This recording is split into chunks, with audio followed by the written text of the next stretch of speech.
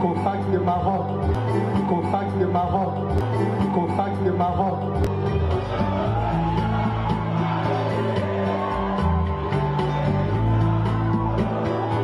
Contact de Maroc.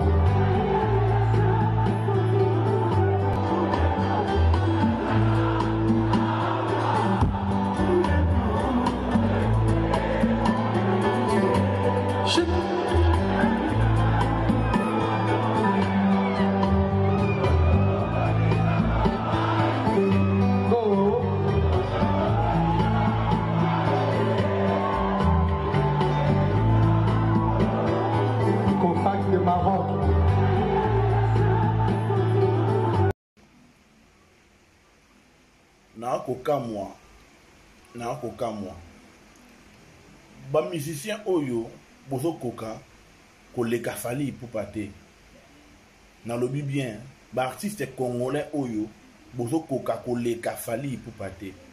Alors botika kokosa ba proche na bino que non Fally Ipupa nenga zawana asangisa batu moko boye bavandaka wana po ba blokaka bino basala bino ba complot mabe. Pour citer Soulé Kaouka par Zouria, futur honorable. Et bien là, tu bozo finga Soulé Kaouka, boye biété. Boye pe histoire na yété. Donc, l'artiste na bino, na lobi bien, l'artiste na bino. Ben bi sabino vérité que Fally aleki na ebango. Alors ba tika ko sabino que non, Fally avandi sa batu, Fally asangi sa batu pour ba complotaka, pour ba tira ba mbongo. Ça dépend de ce nuire bino. Non. Soulé Kaouka, avant le temps, il y a eu nuire artiste congolais na faveur à Fally Ipupa. Non, Soulé avant le temps, il faut savoir respecter la personne. Boyebi histoire na été. Histoire na boyebi angote. Avant, Soulé Kaouka, avant, comme conseiller, il y a premier ministre, il a déjà patron à Magem Congo. Assisté plusieurs fois dans le forum international par-ci par-là. Na ba kondi ya mboka. Boyebi histoire na été. Alors arrêtez avec voilà babiloba loba ya pamba pamba. Ba artiste na bino ba travail, ba sala nefo, ba sala ba nzembo bien. Oyo ko leka ba nzembo ya Fally Ipupa. Ba tika ko sabino parce que ba on ba zo ko sabino. Makambo ya Fadam ezalara awa Fadam. Boko sela Soulé Kaouka. Keyende azali organisateur à Fadam. Souka na yango, concert na bino pe beta na yango. Et souka na yango, bero comprendre que il était pour rien. Alors na makambo zo leka oyo, s'il vous plaît, botika kombo ya mwana mobali ya bato. Ba musicien na bino nde basala effort ya kosala ba nzembo koleka Fally. Basala nde effort wana. Fally zo metsa bango pe na musique allez. Bazoya ko kosa bino que non, eza na bato moko bazala wana dans les noirs pour la nuire bango. Soulé Kaouka n'a pas ce temps. Soulé dans le temps, on a été boyebi histoire na été. Na bandeli bien, na précisé bien. Soulé Kaouka avant, a comme a conseillé na primature, a déjà patron ya Magem Congo depuis 2016. A déjà patron ya Magem Congo. A Kenya koutang en Afrique du Sud, après que koutang en Maroc. Mboko route nazo maîtriser, ça dit bien makasi mingi Maroc. Alors, banda longa Maroc, azonga rapé Maroc, à Kenya. Dernièrement, à hauteur de Maroc, na mama Bobila Dawa. Alors, botika, le couteau, bozo la bateau, ok, non, Fally Sangisa bateau, ça dit Soulé Kaouka Zawana, pour la nuire, artiste congolais, Soula Zawana, pour la repérer bateau avantage. Non. Soulé Kaouka Zawana, exemple pour la jeunesse. Na ajo azanango, makambo azo sala. Non, en tout cas, ça exemple pour la jeunesse. Et en plus, dans les qui moto boy, Soulé Kaouka, ça c'est exemple pour la bateau. C'est-à-dire, voilà bateau yo ben gras, bateau bazarasogi, azaki na bande konaye, ba na kala, alors a combien ba moyen, a kimi bateau ayeba bango kala. C'est-à-dire Soulé Kaouka, ba na Fally Ipupa depuis 2002. Ti lelo, baza toujours ensemble, vieux na petit naye. Ti lelo, malgré ba fonction nyonso a komi nango. Arrêtez avec ça. Botika, quoi robeta ma solo ya muto boyebité. Ce qui boyebi histoire à Soulé Kaouka te boto na ba expliquer bino.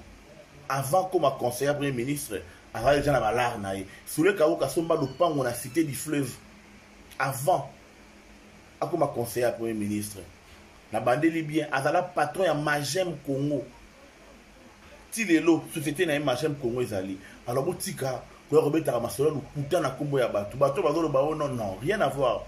Soule Kauka azala président ya étudiant na Maroc. Muto robeta bino masolo marocain ngayo ko face de Maroc. Soule Kauka na Maroc azala président ya ba étudiant. Arrêtez avec ça vos histoires à la con. Babiloba lo baya pa pamba. Donc depuis à ça ba classe na ye na Maroc azonga na ye ki sasa aya abanda ba boulot na ye. Atie ma yelo atanga ki c'est-à-dire atiango pena en place abandé musala na ye. Et à hauteur vous à la dernière fois vous à Maroc bazali baganga il photo na maman Bobila Dawa. Bot bibisa kombo na ye na minoko na bino s'il vous plaît. Bon ça dit tout na bino ça là. Ba artiste na bino nde ba ça l'effort. Il y a travailler. Ce qu'il fallait sur les kabango, ils attaquent pour Soule Kauka za la rawana ils attaquent pour Fali avant la petite na ye avant la mastane frère na ye Soule Kauka azawana pour la retirer ba mbongo, toi azawana pour la utiliser ba relation na ye pour nuire ba artiste na bino non. Fali c'est le meilleur à l'équipe artiste na bino parce que Fali alors ça la musique n'est bien acha sérieux na carrière na ye. Yaya na biso Fali. Alors, Boutika, Babiloba lo baya pa pamba. Histoire à Muto boyebite. Boza apprécier ya roya robeta ya ngote. Soule Kauka na bandeli surtout bien avant comme conseiller premier ministre. Assista donc avant chaque fois assister na ba forum international par-ci par-là na ba chef de l'état. Donc azala patron ya Magem Congo depuis 2016. Lelo oyo azaba la fondation du fleuve. Ils en ont plus de 4500 personnes. Alors arrêtez avec vos bêtises à la con.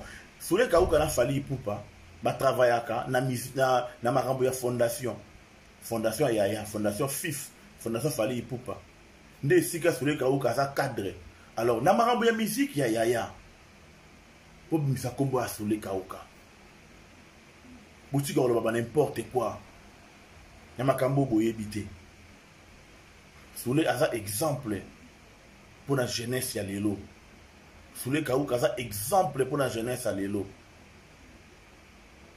Alakisi na batu ke non, c'est-à-dire ato komi na ba niveau nini, ato komi na misala ndenge nini. Mais eko ko kabola ote na bato yo oyebana na bango kala.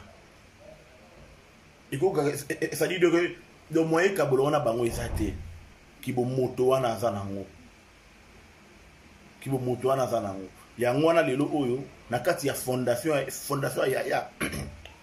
Donc na kati ya fondation ya Fali Ipupa et Soule Kauka à travers la fondation ala parmi bato ba kamara fondation FIF fondation ya Yaya fondation ya Aigle botika biloba loba ba artiste na biloba travailler ba artiste na biloba ça l'effort ça dit ba ça la banzembo de oyo koleka ba Mayday oyo koleka ba 100e dossier basa l'effort ya osala ba nzembo koleka ba 8e merveille ba moré batika ko sarabino ke non Fali avant di sarabatu Fali asala clic moko boya batu pour ba détruire bango ba freiner bango non lukuta mais boa mikolo faut réfléchir boa mikolo vous êtes des grandes personnes franchement n'habitez au mboka ndenge ni na ba mikolo ba ko ba buruti makasi boye franchement. Nazo kaona ni Patrick Muyaya azala ça dit ba boso pour ça. Patrick Muyaya azali bokilo hein ba bokilo voilà. Abala mwana ya papa na biso Muzitu, belle-sœur na biso maman Benoît. Donc ceux qui le azana azo occuper poste azana rien à voir na mama Fali Ipupa. Rien à voir. Donc tellement que bozo luka sali bo sali Fali la bandenge nyonso. Allez beaucoup me luka pe ko kota ko ya ko kosa makampo na ba proche na ye.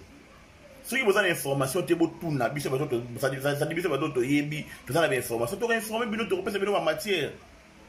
Na place rien na makambo lukuta bo inventaire makambo lukuta pour na ko salir bato. Na bandeli yango bien.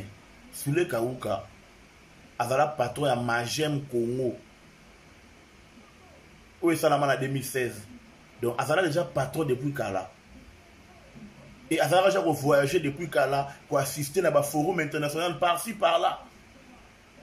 Donc avant la tenter à rejouer, tu as utiliser influence à Zanango. Ça dit poste à occuper le gouvernement à utiliser on peut nuire les artistes congolais, botika, beau travailler, ne beau salabante bois bien. Beau travailler, beau salabante bois bien. Secret a fallu pour pas. Et ça n'a aucun moko studio. A pasarata na tout na studio. Pour la relukabante bois bien. Pendant que bino bozo landa basi, pendant que bino bozo ça dit beau que ne ba matolo, beau que ne ba boîte, fallait pasarata na son studio. Na studio. Arrêtez avec ça s'il vous plaît. Vous savez qui monte à ma baie, c'est-à-dire qui monte à ma baie gratuit vous en avez un verre bateau. Boya au soleil kaou kazawana pour la rosala bakou sali a fallu pour pas n'importe quoi. Vous avez quoi inventer bateau ba histoire mais quand même boya kasoni. Boya kasoni. Soleil a un exemple pour la jeunesse congolaise. Merci.